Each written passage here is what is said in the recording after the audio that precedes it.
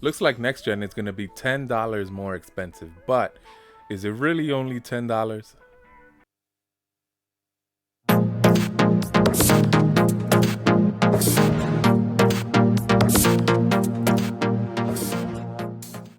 Happy birthday, America, those of us in the US of A celebrating the 4th of July. Hope you have a good weekend. If you're new to this channel, subscribe, share this video with a buddy or two, comment below, all that good stuff. Let's get into the news. So over the last few days, 2K has been unveiling their cover titles with the cover athletes. They have Dame. He's going to be the cover athlete for the current gen or last gen, however you want to look at it. And then Zion is going to be the next gen cover. And then, of course, you have Kobe Bryant is going to be the legendary edition. And there's actually a legendary edition for the current gen and one for the next gen. So this is where 2K breaks it down for us.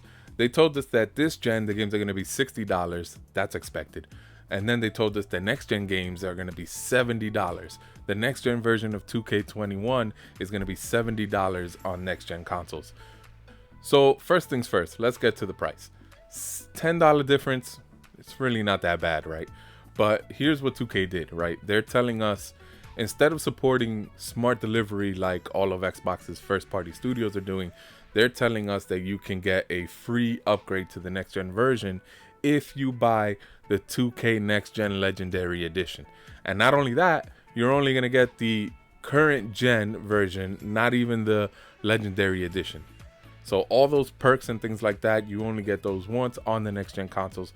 I guess that makes sense, but you would think that if you get the next gen version and they're allowing you to play the current gen version, that it would be the Kobe Bryant Legendary Edition of this gen's version. So I'm a huge fan of 2K, and I'm personally not a fan of this at all. Essentially, they're making you buy the more expensive version in order to allowing you to play the current gen version, even though next gen is right around the corner. It'd be nice if they give us the regular edition version at $70 and then still allow us to play the current gen version with some type of smart delivery. But the way they're going about it, making you purchase the top model and then you're still getting the lowest end, it's just a really bad look for 2K. So even though this is 2K21, this could very well set the precedence for all other games to release at $70. So when you think about the $70, it's really not that much more. It's only a $10 difference from what we're currently paying now. And their justification behind it is that it's a more immersive experience. It takes more time to develop, marketing, so on and so forth. But to counter that same argument, there are more gamers now than there have ever been. So they are getting more money to begin with. And not only that, you're paying $70 or $60 currently, $70 going forward for a roster update essentially, because the game doesn't really change too much. When 2K20 released, hashtag #FixedTwo K20 was trending for several days, and don't even get me started on the debacle that was 2K18. Aside from the higher price tag, they also have microtransactions built right into the game. Their currency for 2K is called the VC, for virtual currency, and in there you need VC to buy clothes, sneakers, make your player better, my team, stuff like that. You need it for everything. And VC is not cheap. You pretty much need a minimum of like 2,000 VC just to purchase a pair of sneakers, a low end pair of sneakers, and then the higher end ones are like 10,000 VC or more. So going back to the price, $10 really isn't that much of a difference compared to $60, but it's the ripple effect that it has on the industry. So if you think back to the PlayStation 2 and the original Xbox, those at the time, the games were $50 and the controllers were $35 and $40. If you could get one on sale, that's great. There were some knockoffs that you could get for like $25, but ultimately they were less expensive than the games. Then PS3 and Xbox 360 came around and the prices increased for both the games and controllers. The games were $60 now. Again, only a $10 difference compared to the previous generation. But now the controllers also went up to $60 as well.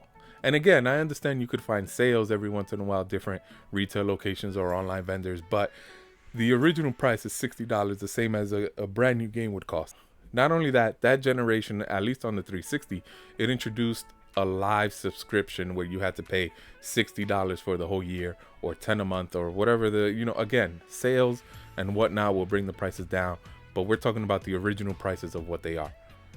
Then enter PS4, now with a new subscription service, PlayStation Plus, also $60 a year. So going back to the ripple effect, you have $70 games. That's most likely going to drive up the price of the controllers to $70, if not more.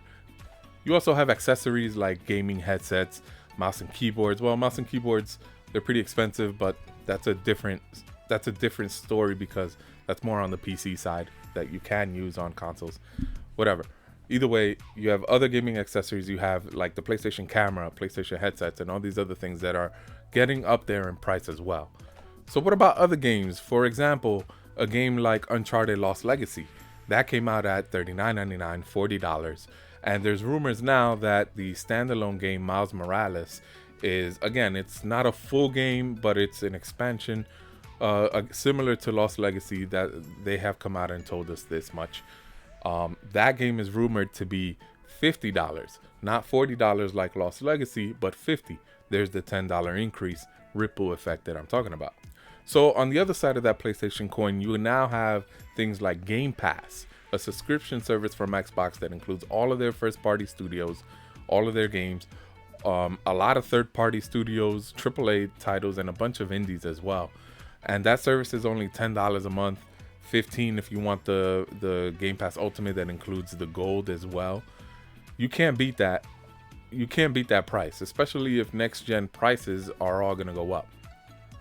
PlayStation does have its PlayStation Now service, which is similar to Game Pass. I don't want to say exactly the same because it's not. It's a lot better than it was when it launched. When it launched, it was $20, and then you had to stream all the games. Now at least you can download some of the games. The streaming has gotten better quality, but the games that are there are still not too many AAA titles and barely any first-party titles. You also have, like, for example, on Game Pass, as soon as a first-party exclusive launches on the system, it's also going to launch on Game Pass. Sony's not doing that with PlayStation Now. But that doesn't mean it can't change. In the future, it might. And if they do, that might make subscription services like both Game Pass and PlayStation Now more enticing than just paying $70 for a game. So like I said before, it's been 2 generations now that prices have been $60. Thanks to 2K, now we know that next gen prices are going to go up to $70. So my question to you guys is, how do you feel about the $10 price difference? Do you think it's worth it? Are you now more enticed to get PlayStation Now or Xbox Game Pass? Or what are you thinking? Let us know in the comments below. Once again, share this video with a buddy or two. Like, subscribe, all that good stuff. I'm going to do a giveaway at 100 subs. So make sure that you are subbed yourself, as well as getting your friends that you're sharing these videos to. Make sure that they sub as well. Take care, guys.